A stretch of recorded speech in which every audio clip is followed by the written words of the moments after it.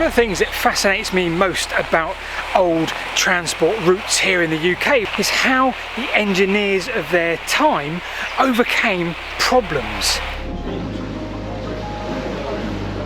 Now, just behind me here is the Kennet and Avon Canal, lock number 58, and beyond lock number 58 in the distance there is what they call Summit Pond. So Summit Pond is the highest point on the canal. Now there's a piece of engineering which lays just ahead of me. I don't know if you can see it, it's steaming now, which is interesting. Just ahead of me is one of those solutions to getting the water to the Summit Pond, because the Kennet and Avon Canal, like so many canals, had issues with water levels.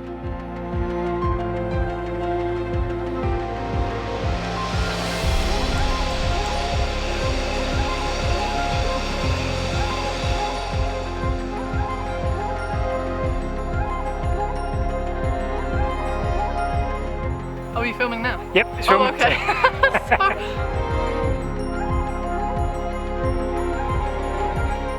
So join me today, Paul, as we go and have a look at one of the solutions to one of the biggest engineering problems the canal's had.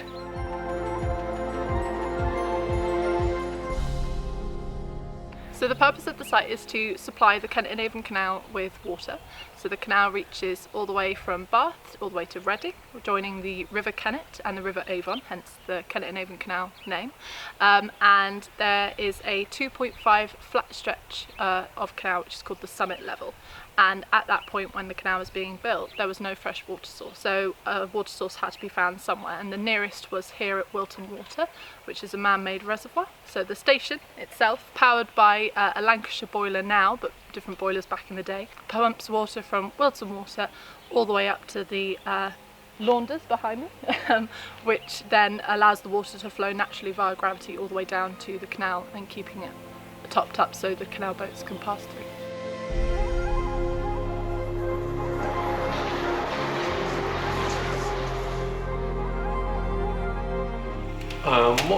What I'm doing today is preparing the boiler for the steaming at the weekend. So to do that, we put a thing called a warming fire in, and that gently warms the fire up. I don't know if you can see that or not.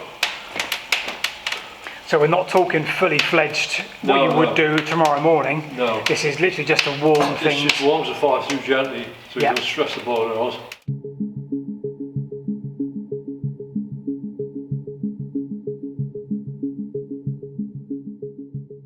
So the 1812 Bolton and Watt came from Birmingham, travelled all the way down, we think, via canals, and was installed here once the building was built.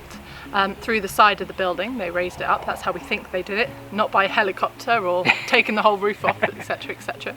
And then in the 1840s, 1846, the Cornish Harvey and Co. of Hale and Cornwall engine arrived at Crofton to help with efficiency due to the opening of the main Bristol to London line in Swindon, because it put pressure on the canal, and that arrived in 1846. So yes, we have two engines now at Crofton. Now at the moment, when the boilers aren't lit, an electrical modern pump is still needed to keep the canal topped up. But what if the electric pump goes wrong? About 5 years ago, when we're not in steam, we got electric pumps which pumped the water, and they broke down, and the canal people came to us and said, can you run your engines for us for a week while we repair the pumps? So we did that for them. Yep, okay. So it's actually doing the job, it's installed. So exactly how do you keep this boiler safe? How is it maintained? Yeah, the boiler inspection comes in every year. Yeah. We take all, what happens, boilers will come off, take the fronts off, take the walls down inside, take all the firewalls out, take the manhole covers off. The boiler inspectors can then come in, go inside the boiler, do this inspection, do an inspection on the outside, and they'll say then what, if anything needs doing. Yeah. But hopefully, because we've just had all this work done by Mercurius, the boiler should be good for another 10 years now. But of course, it's not just the internal parts that need ongoing maintenance. Sometimes the external parts need some significant alterations.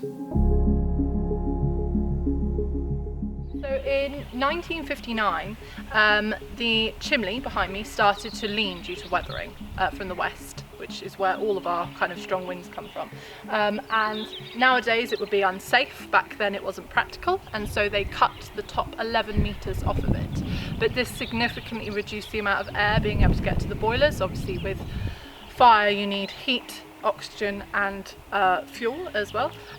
So it significantly reduced the amount of air getting to the boilers, and they couldn't fire properly. So that's unfortunately when the station closed. However, in 1996, after the property was bought by the Kennet and Avon Canal Trust, they rebuilt the top half of the chimney. So it's returned to its 25-metre height.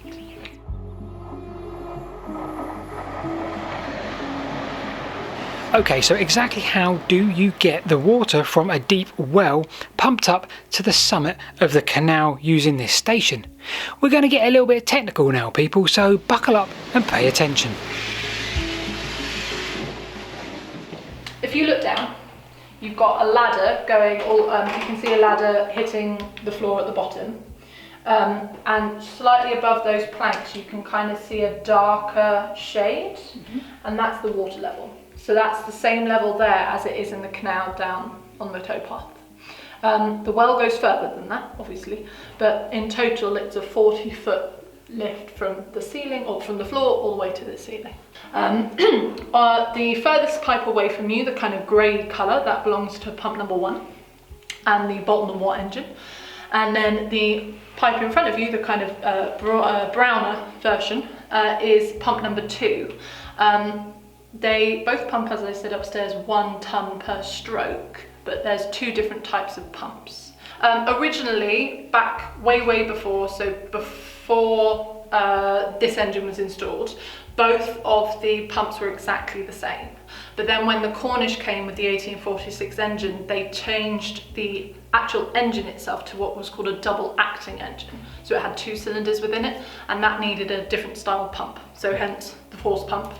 When the engine was rubbish, they could never get it to work, they changed it back to the double acting, like single piston engine, and kept the pump the same. So that's why we have the 2 different types of pumps. To the right of you is the condenser tank that belongs to number 2 engine. So it's basically a big 5,000 gallon bathtub, basically. Each engine has one, and this is where the vacuum is created for the engines. So you've got hot steam that comes from the engine, from the exhaust, so it's been used, it's moved the engine downwards, gets put in here, it's injected with a jet of cold water, it condenses, creating a vacuum behind it, which helps to pull the engine down on the next stroke.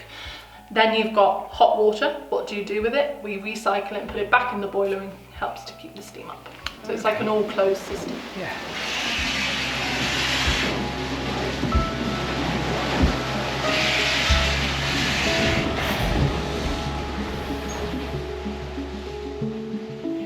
We had an absolutely joyous time here at Crofton.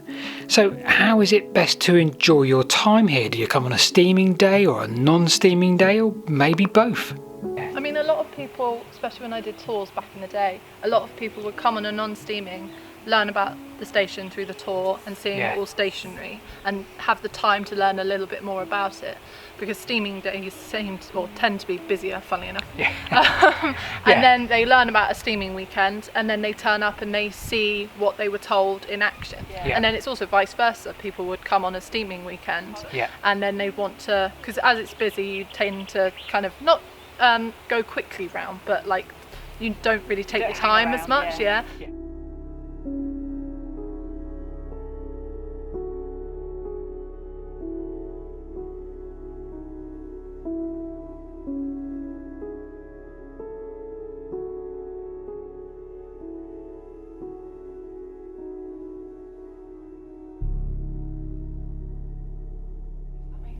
But yes, that was it.